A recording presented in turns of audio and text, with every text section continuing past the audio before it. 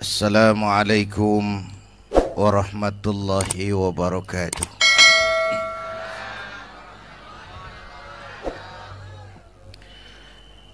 Alhamdulillahi wa kafa.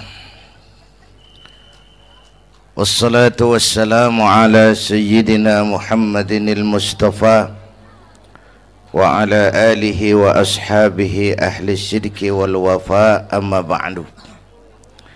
Para ulama yang saya muliakan, hadirin hadirat yang saya cintai, alhamdulillah malam ini kita sudah banyak mendapat mutiara-mutiara yang sangat berharga yang baru saja disampaikan oleh Bang Haji Roma Irama.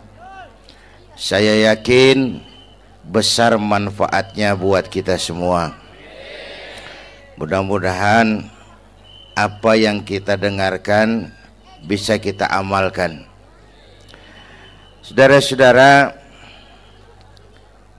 sekarang ini banyak orang bisa memberi contoh, tapi sedikit orang bisa menjadi contoh. Ngasih contoh mah gampang, jadi contoh susah.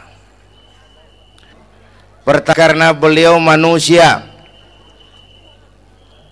Laqad ja'akum rasulun min anfusikum. Kalau kambing disuruh nyontoh ayam, yang nyuruh nyontoh kagak punya pikiran. Ya, kagak level. Kambing mah nyontohnya kambing, kebo nyontohnya orang, nyontohnya orang. Makanya Nabi kita orang, bukan malaikat, bukan jin, bukan dewa, manusia. Kalau manusia disuruh nyontoh manusia, itu perintah masuk akal, predispositionnya sama. Kalau disuruh nyontoh malaikat mah ribet kan. Malaikat bagaimana nyontohnya, dia mah tidur kagak, makan kagak, sama duit budeg, sama perempuan kagak open, lah susah nyontohnya. Ya,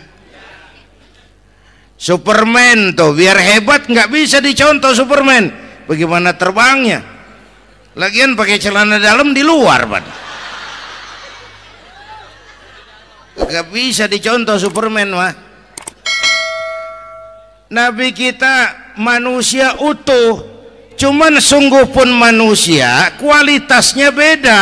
Ini namanya basyarun la kal basyari. Manusia memang, tapi jangan samain, bobot bibitnya beda. Contoh, kita nih manusia, kita tidur. Nabi kita manusia, beliau tidur. Tidur Nabi, tidur mata doang, hatinya nggak pernah tidur. Tuh bedanya sama kita tuh. Tidur kita keblek, asal tidur habis-habisan. Lagi kita manusia, kita keringetan. Nabi kita manusia, keringetan. Keringet Nabi harum wangi, bau minyak kasturi, zaman belum ada parfum. Keringet kita udah rasain aja masing-masing dah, jangan pakai dikebet udah.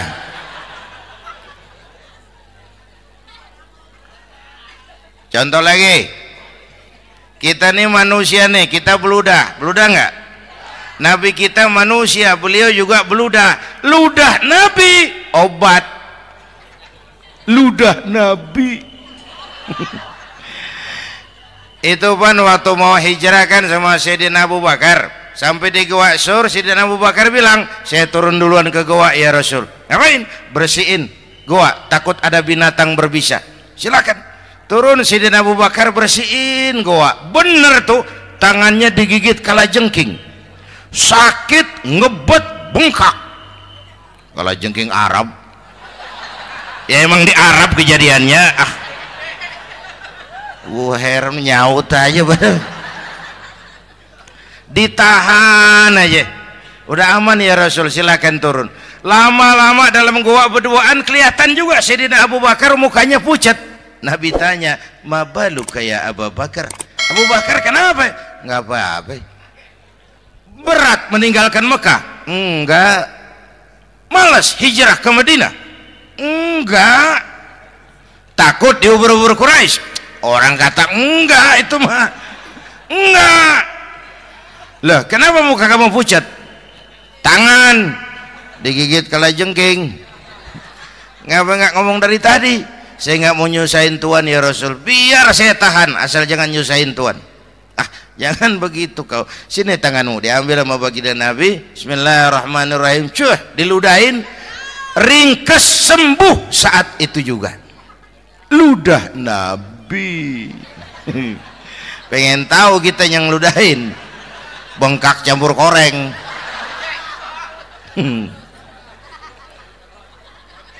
Satu tuh alasannya kenapa Nabi dijadikan contoh, karena manusia. Kalau manusia disuruh nyontoh manusia pasti bisa dong ya. Yang kedua, karena tadi kata Bang Haji Oma, pribadinya itu pribadi yang multidimensi. Mau nyontoh apa? Pak, saya ini pengusaha Pak. Nabi umur 9 tahun udah ke Syria tuh, dagang lintas negara Syam. Saya jenderal Pak. Nabi mimpin tentara di medan perang Mas. Saya mau balik Pak. Nabi dakwah Bung. Saya guru Pak. Nabi ngajar Mas. Innama bu'istu mu'alliman. Aku diutus sebagai guru, guru umat, guru bangsa. Saya politisi Pak. Nabi diplomat ulung Bung. Saya presiden Pak. Nabi mimpin bangsa dan negara Mas. Saya kepala rumah tangga Pak. Nabi punya anak bini Bang. Ayo lempengan mana dulu cari ngomong. Malah Nabi Isa tuh nggak bisa jadi contoh bagaimana membina rumah tangga bahagia. Bagaimana membina rumah tangga bahagia menurut contoh Nabi Isa? Nggak ada Mas. Kenapa? Nabi Isa belum sempat kawin. Ya, Nabi Isa belum sempat kawin. Ada pengikut Nabi Isa menyangka nggak kawin ajaran Nabi Isa, pada ngikut lagi nggak kawin. Tuh pastor tuh mubazir. Lah orang dikasih perabotan. Bang bener, saya kalau dalam Islam kiai kagak boleh kawin, saya pilih berhenti jadi kiai. Kalau kagak ada giro-giroan, botak rambut.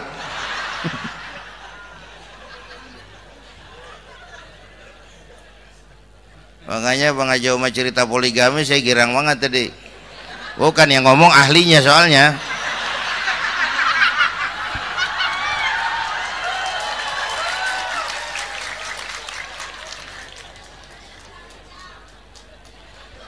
Dadah gitu aja deh ya. Nah, kata Imam Busair ini yang dahsyat. Ka'annahu wa huwa fardun fi jalalatihi fi askarin hina talqahu wa fi hasham. Sepertinya kehebatan Rasulullah itu sama, baik sendiri maupun di tengah tentara. Artinya begini, orang hebat banyak, tapi yang hebat di mana-mana susah nyarinya. Baginda Rasul ini lagi duduk hebat, lagi jalan hebat, ada di pasar hebat, lagi di masjid hebat, di medan perang hebat, di depan anak-anak hebat, di mata musuhnya hebat, di depan sahabatnya hebat, di mata istrinya hebat, di mana-mana hebat. Lah susah nyari orang begini Bang. Ya, kita mah hebat juga setempat. Di kantor hebat, sekantor orang diomelin. Di kantor, pulang ke rumah dikeplak sama bininya diem aja. Ini di depan bininya dia kagak hebat dia mah.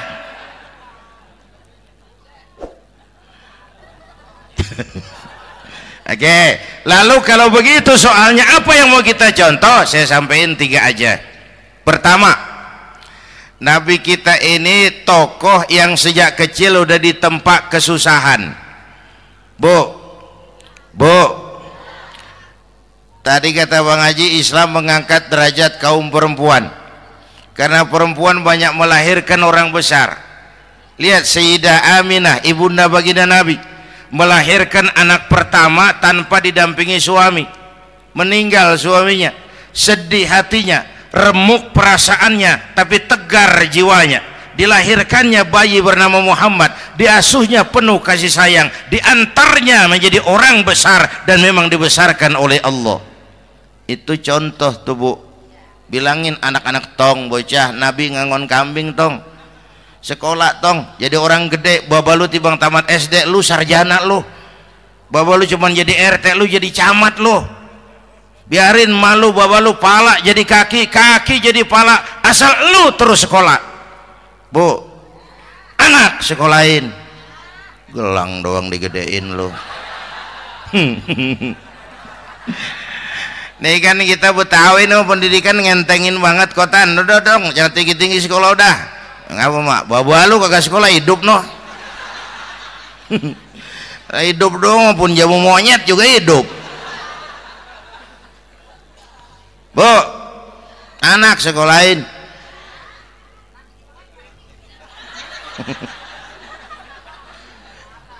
Mahatma Gandhi, kecilnya begeng, ceking, cacingan, leatim. Emaknya tuh, Gandhi sekolah nak, Gandhi belajar nak, Gandhi jadi orang besar nak. Kalau perlu belajar ke Inggris, biar Inggris menjajah kita.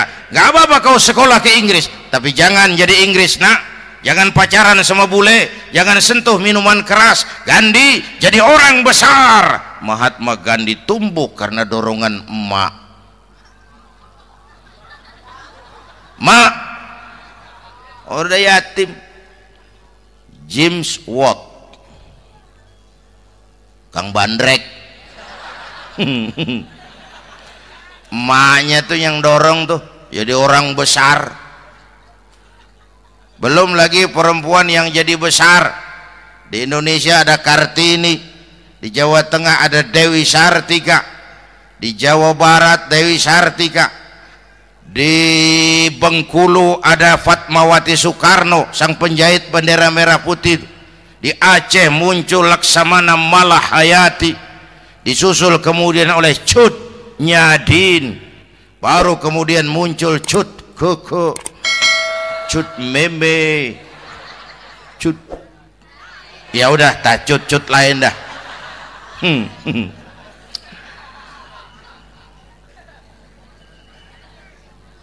Nabi ke remajanya nggak dikolokin, tegar, tahan bantingan, nggak cengeng. Begini bang, kalau bahasa kita nih, bahasa Betawi nih, orang mah bang kalau udah biasa susah ketemu susah nggak kaget udah. Ya kita Betawi kan masuk udah nukangin. Susah mulu. Saya santri nih biasa makan kangkung, datang ke rumah temen dikasih kangkung, makanan gue ini mat, dikasih daging ayam lah nambah. Emang apa? Orang mah kalau biasa susah enak, nggak kagetan. Saya santri biasa tidur di masjid, disuruh nginep di hotel lah pules nggak? Tapi yang biasa tidur di hotel suruh nginep di masjid encok. Makanya kemarin tuh waktu menteri-menteri baru dilantik tuh saya ngarepin tuh, mudah-mudahan nih menteri ini begitu dilantik bacaannya nawaitu sauma godin. Lu pada niat puasa dulu dah, entaran. Puasa kan bukan kagak boleh, nunda doang, nunda puasa mah. Tempe boleh maghrib, tahu boleh maghrib, air kelapa boleh maghrib. Lu menteri pada mau naik mobil mewah boleh, ntar kalau ekonomi udah mendingan, rakyat udah pada legaan napasnya. Ya sebab apa? Itu duit buat mobil para menteri kan duit negara. Duit negara kan duit rakyat. Duit rakyat kan duit gue juga, itu ada di situ. Gue bayar pajak.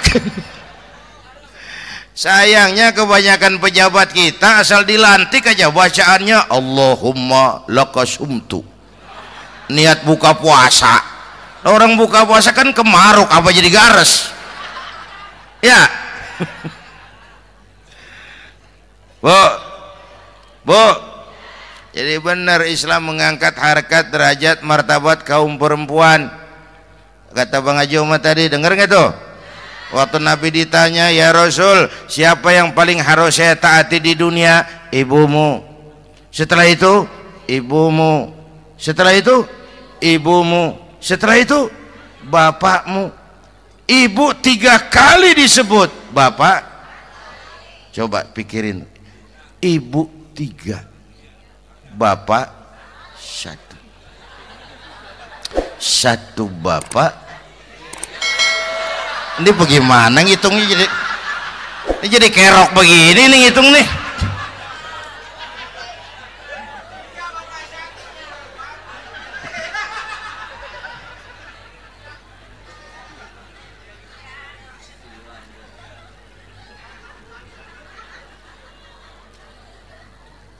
Jangan takut ngadepin susah. Hidup nih keras, kerja keras, peras keringat, banting tulang. Ya Bu. 1. Yang kedua, contoh dari Nabi. Orang yang paling bersih hatinya Rasulullah. Orang yang paling baik akhlaknya Rasulullah. Orang yang bahkan sudah dapat jaminan ampun dari segala dosa Rasulullah. Tapi orang yang kalau sholat malam sampai bengkak kakinya karena rajin sujud Rasulullah. Aspek ibadah. Apaan? Hei, diam-diam giliran gue ini ngomong.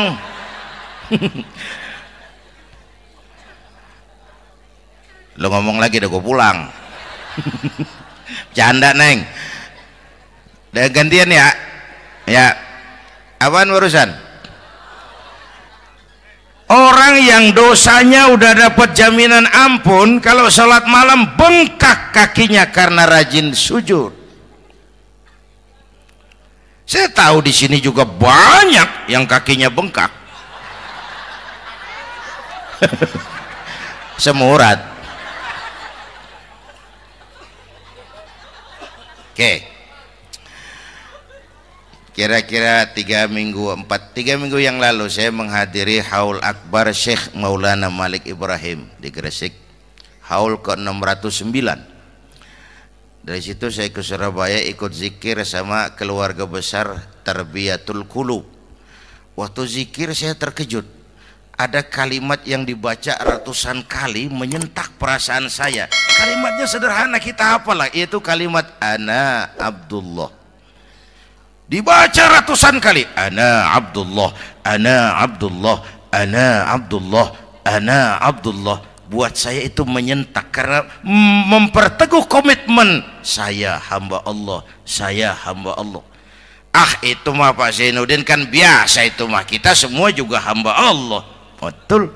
Ayo kita bikin luar biasa. Saya mau tanya, Bapak, Ibu hamba Allah apa bukan? 3 orang. Ibu hamba Allah apa bukan? Hamba Allah. Kata siapa? Nah, kata ibu sendiri. Kalau kata sendiri, pan namanya pan ngaku. Ya, orang ngaku mah boleh dong, tiba ngaku, namanya juga ngaku. Cuman diakuin apa enggak, kita pan belum tahu. Ngaku mah murah, diakuin mahal.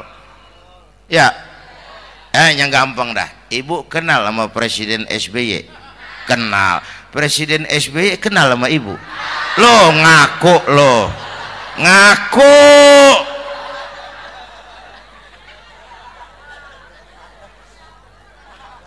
Saya hamba Allah, kata saya. Berapa banyak orang mulutnya hamba Allah, perbuatannya menyatakan dia hamba dunia, hamba harta, hamba jabatan, hamba setan, budak nafsu. Nggak sesuai ucapan sama perbuatan. Yuk jadi hamba Allah yang beneran. Jangan separuh-separuh, kita mapan asal sakit mah hamba Allah. Ya Allah, lagi sakit, sehat ya dikit, keder, nyari masjid nggak ketemu.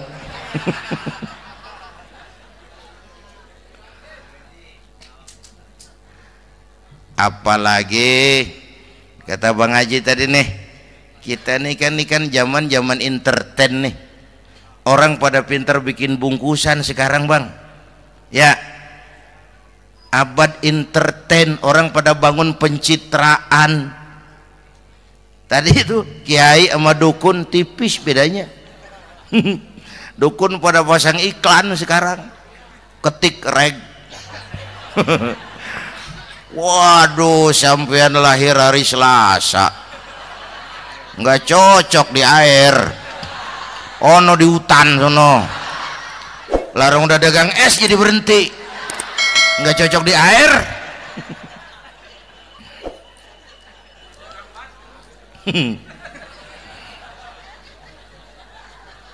Bu, di zaman nih siapa pakai apa, siapa mau jadi apa kagak urus nih.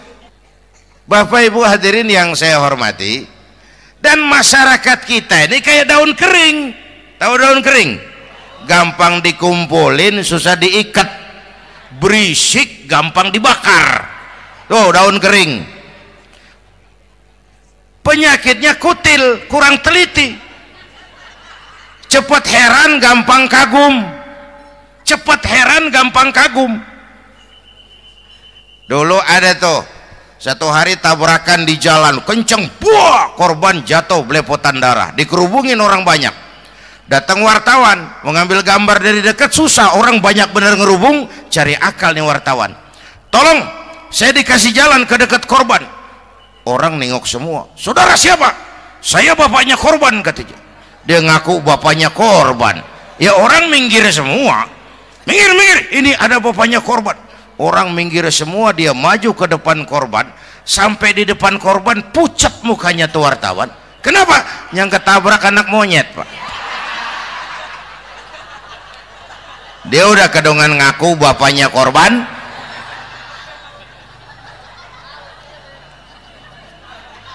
Bu, ini cerita pendek tapi pesannya lumayan nih.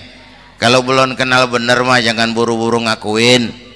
Ya, dia kagak tahu yang ketabrak siapa, main ngakuin aja saya bapaknya korban. Lu makan lu jadi bapak monyet sono lu.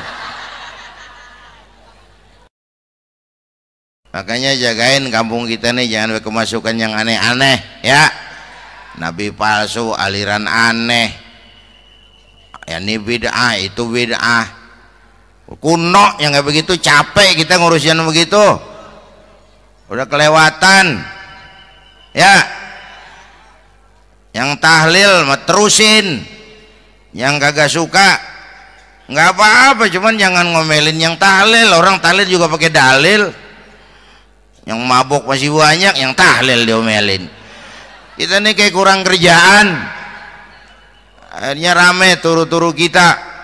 Padahal yang harus kita kembangkan kan rukun antar umat seagama, rukun antar umat beragama, rukun antar umat beragama dengan pemerintah, kata Bang Haji Omar tadi. Rukun antar umat seagama, turu-turu kita muslim nih kudu rukun. Beda pendapat boleh, marahan jangan.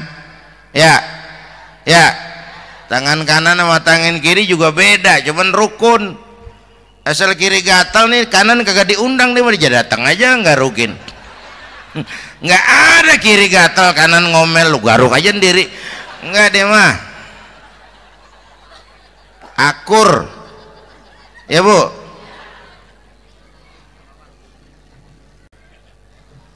Yang kedua rukun antar umat beragama.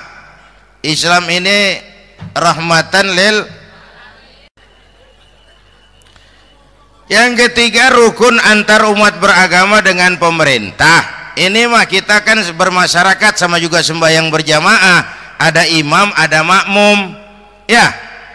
Nih rakyat kalau jadi pemilih yang pintar ke depan, nah, mau milih wali kota kayak gubernur kayak presiden kayak. Sebab apa? Sholat berjamaah kan siapa makmum kagak penting Bang. Makmum mah siapa aja boleh ya, tiba ngikutin dia mah. ngaji deh mah gimana kayak nggak ada bab pemilihan makmum, nggak usah makmum mah kagak usah dipilih, siapa aja boleh ya bang, tuh orang budak bang boleh jadi makmum, bacanya kagak fasih boleh jadi makmum, ketinggalan satu rakaat boleh jadi makmum, tapi nggak tiap orang boleh jadi imam. Siapa yang dipilih jadi imam? Pertama a'lamuhum, kata Nabi, orang yang paling alim di kampungmu siapa? Angkat jadi imam. Yang paling alim, bukan yang paling tua. Tua juga kalau kejemur kisut. Dulu tuh Nabi Adam waktu diangkat jadi khalifah kan bekalnya apa? Wa 'allama Adam al-asma'a kullaha, al-asma' ay al-ulumul katsirah. Dulu zaman Fir'aun perang sihir sama Musa, sekarang perang visi dan misi. Punya ilmu, Bu, ngerti urusan dari tetek sampai bengeknya. Kalau ngikutin imam yang alim pan enak, bisa dipertanggungjawabkan. Hati-hati milih pemimpin maksudnya, Bu. Jangan terjebak oleh penampilan.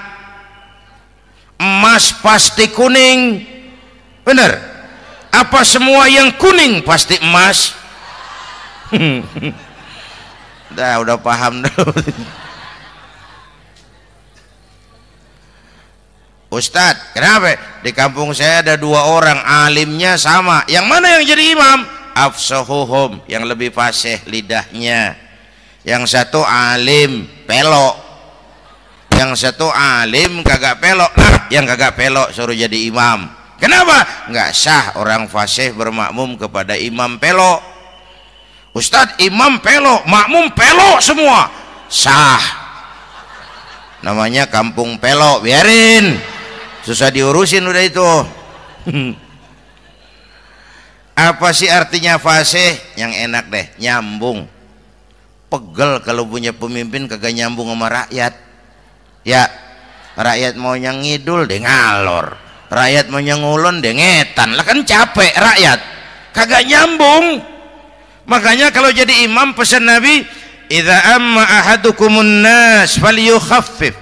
Kalau kamu jadi imam ringankan sholat kamu, itu makmum nggak sama kekuatannya. Jangan panjang-panjang kalau jadi imam, kudu tahu keadaan makmum. Tuh makmum ada yang udah tua renta, diri aja udah gemeter. Ada yang punya darah tinggi, kalau sujud kelamaan palanya ngebet. Ada yang udah janji tuh makmum habis sembahyang mau terima duit. Kalau imam kelamaan, kalau saudan makmum. Ya, nyambung. Jangan udah diangkat jadi imam saenake dhewe. Salat Isya berjamaah, rakaat pertama selesai Fatihah Yasin. Makmum ikut mengikut, cuman bari ngancem. Besok gua tawiatin balik lagi udah. Kagak nyambung. Kalau nggak nyambung tuh capek, Bu. Jangan tersenyum kepada orang buta, jangan berbisik kepada orang tuli. Kagak nyambung. Orang buta diajak senyum, bagus sih maksudnya, cuman kan rada mubazir. Orang kagak paham. Cari pemimpin yang nyambung. Kalau memang masyarakatnya suka tahlil, cari pemimpin yang suka tahlil. Rakyatnya suka maulid, cari pemimpin yang suka maulid, supaya nyambung, kagak pegel kita.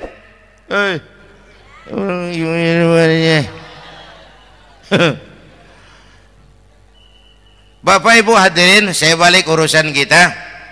Nyontoh Nabi ibadahnya luar biasa. Bu, kita ini perlu Allah.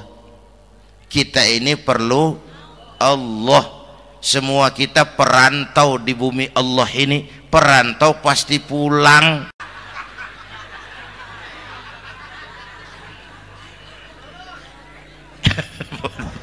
Bolot. Bodoh kalau ada perantau, dia sadar dia perantau tapi nggak pernah mikirin pulang. Lebih bodoh lagi mikirin pulang tapi nggak nyiapin bekal. Yang tadi Bang Haji Omah udah bilang tuh, muda mati. Ya, kadang-kadang engkongnya seger banget, cucunya mati. Ya, perantau mah mesti pulang. Sini mah kita ngendon doang, ngendon taran. Mula-mula pan bang, kita mah tinggalnya jauh di alam arwah, dari sana pindah ke alam rahim, alam kandungan emak nih.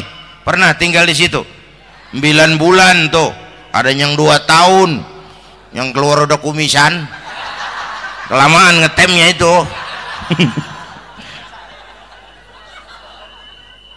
Dari sisi ini mau pantas ibumu, bapakmu, karena alam rahim fisik dan psikis emak lebih capek dari kita bapak. Kita mah orang laki mah, kita mah pen investor gitu mah, nanam modal doang. Yang ngolah pabrik kan emak tuh, ya mak.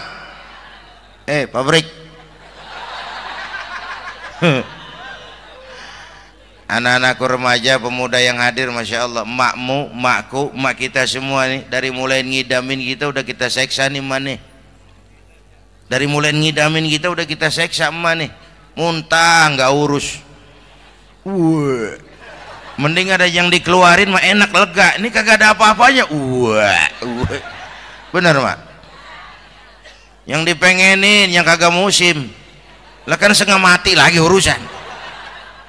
Tengah malam pengen megang pala kereta, lu jorok bener lu, gue heran.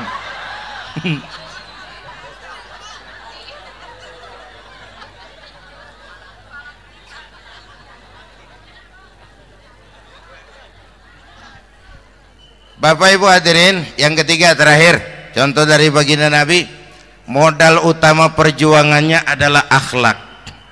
Memperbaiki akhlak, pakai akhlak. Rasulullah ngajak, bukan ngejek. Rasulullah merangkul, bukan mukul. Rasulullah pakai argumen, bukan pakai sentimen.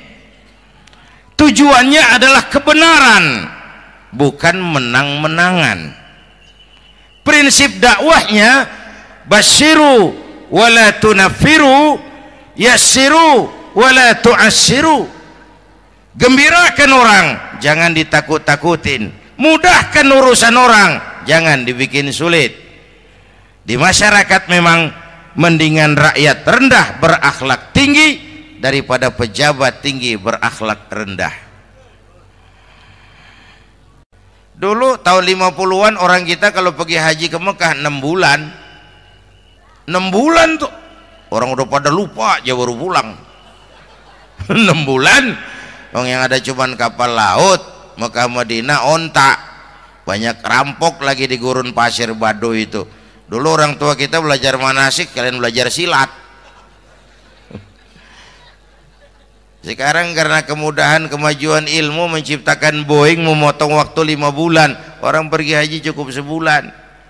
Bapak Ibu hadirin yang saya hormati, oleh karena itu menjaga nilai-nilai akhlak itu penting. Kepada siapa kita harus berakhlak? Pertama, kita harus berakhlak kepada Allah.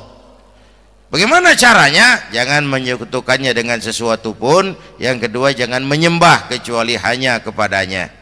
Yang kedua, kita harus berakhlak kepada sesama tadi itu. Yang ketiga, kepada lingkungan. Saya dulu masih zaman ada almarhum kakek saya, engkong. Kampung saya banjir, air masuk ke rumah. Saya teriak, "Kong, banjir Kong." Engkong saya ketawa, "Biarin, bukan salah air." Habis, salah lo. Salah kita bagaimana Kong? Lah lo tempat air lo tempatin. Yang punya tempat datang ya kagak ngerti, ini tempat gua, ini di sini nggak pada lo, lah banjir. Engkong saya nggak makan bangku sekolahan, tapi wise Pak. Air kan bukan musuh, air kan temen kan kudu punya tempat. Lalu kagak punya tempat, pantas kemana dia ngayap, banjir. Ya, dulu saya remaja ngaji babul istinja, kiai ngajar makro, buang air kecil di tanah berlubang. Saya tanya, kenapa makruh Kiai? Pertama, untuk alasan kesehatan. Siapa tahu di lubang yang kamu kencingi ada gas beracun. Kalau tidak Kiai, Kalau tidak, maka artinya melindungi binatang yang ada di dalam lubang. Siapa tahu di lubang yang kamu kencingin ada semut sedang rapat membahas laporan Susno Duaji. Apa dosanya lalu mati dikencingin? Ini namanya rahmatan li semut. Saya mau bilang alam sekarang tidak seramah dulu karena kita juga nggak ramah sama alam. Bapak Ibu hadirin yang saya hormati, padahal watak Islam rahmatan lil alamin. Inilah barangkali